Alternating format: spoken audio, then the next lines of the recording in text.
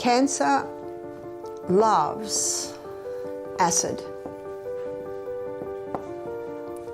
In this video, we'll learn from Barbara O'Neill insights about the potential impact of acid-forming foods on health and their relationship to cancer. She emphasizes that a diet high in acid-forming foods may contribute to an imbalanced pH in the body, which some believe can create an environment conducive to disease, including cancer. In this video, Barbara identifies common acid-forming foods potentially leading to inflammation and other health issues. She advocates for maintaining a balanced pH through dietary choices. Barbara believes that reducing the intake of acid-forming foods and increasing the consumption of alkaline foods like fruits and vegetables can help support overall health and may reduce cancer risk. Let's listen to Barbara tell us more. Let's have a look at acid-forming foods now. These acid-forming foods are high in the acid-forming minerals, which is phosphorus, sulfur, and chlorine. So what foods are high in phosphorus, sulfur, and chlorine? Meat.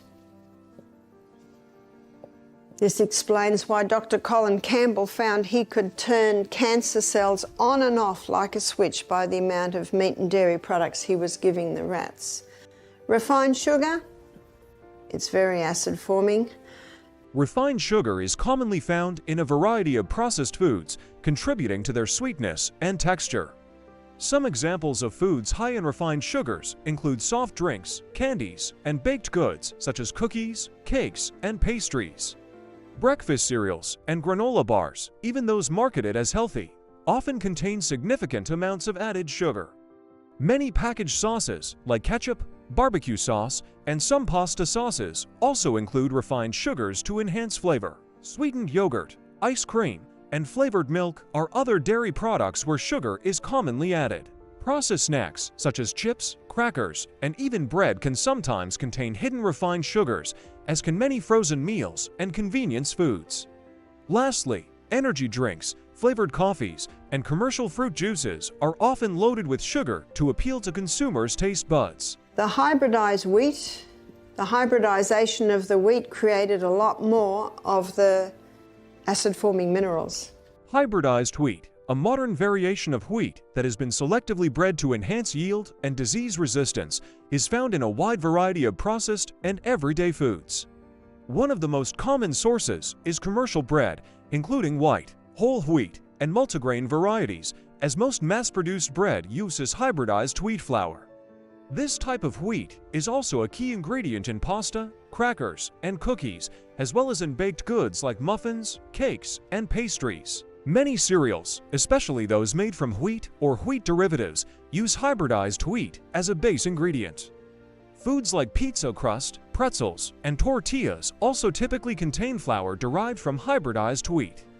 Additionally, processed snacks such as chips, breaded or battered foods, and even some protein bars include this form of wheat, making it ubiquitous in the modern diet. Aged cheese. What's the blue in the blue vein cheese? The blue in the blue vein cheese is mold. So the only cheeses that don't sit under that category, the cheeses that have probably a pH of 7 would be your fresh. So that's your cottage, your ricotta. I'm not saying that they are okay, because usually they come from cows who have not been fed right or have chemicals in them. But on the pH scale, they're not as acid. Caffeine, all your caffeine foods and drinks have an acid effect. And of course, caffeine usually comes hand in hand with the sugar, which certainly ups it. And remember our 2.6 Coca-Cola, that's a combination of the caffeine and the sugar. Did you know that Coca-Cola is called Coca-Cola because I think it was in the early part of the 20th century they put cocaine in it. And then they went over to caffeine, which is just as dangerous. Alcohol is not a food, but it creates an acid environment in the body. Tobacco is not a food, but it also creates an acid environment in the body. All your other grains, other than the grains that sit on the alkaline side, all your other legumes other than the lima, lentil and soy, and all your other nuts other than the almond and Brazil have an acid effect. To maintain the 6.5 environment, we need to be consuming 20% acid-forming foods and 70 to 80% alkaline-forming foods. And I'm sure you're not surprised to hear me say that the 20% should come from this section here. Yes, oatmeal is here. Yes, rice is here. They're not bad grains. We need a little acid. Yes, your chickpeas are here, and your garbanzos, your chickpeas, your black-eyed beans, your kidney beans. They're not bad. Of course they're not bad. We need a little acid. It's when the whole meal is acid that tips the scales. How many Americans would be eating 90% acid, 10% alkaline? Is that true? No wonder cancer and heart disease are neck to neck for the #1 killers in the world today. Far more people die from alcohol-related diseases. Far more people die from tobacco-related diseases. And yet they're not banning tobacco or alcohol, are they? Are you familiar with the hydrangea plant? The hydrangea plant's a beautiful big bush, and it has big flowers about this big, and each flower is made up of actually a whole lot of tiny little flowers. And sometimes you'll see a hydrangea plant with blue flowers, sometimes purple flowers, sometimes hot pink flowers, sometimes pale pink flowers. They're not different types of hydrangea plant. The gardener plays with the pH of the soil because different pHs create different coloured flowers. There's a massage house in the town near us. Well, it's an hour away. We're from an hour from a town. And it's an old house that's been painted purple. And out the front they've got big hydrangea plants, and the purple is the same colour as the paint that painted the house. I'm wondering how long it took them to play with the pH of the soil just to get the right colour.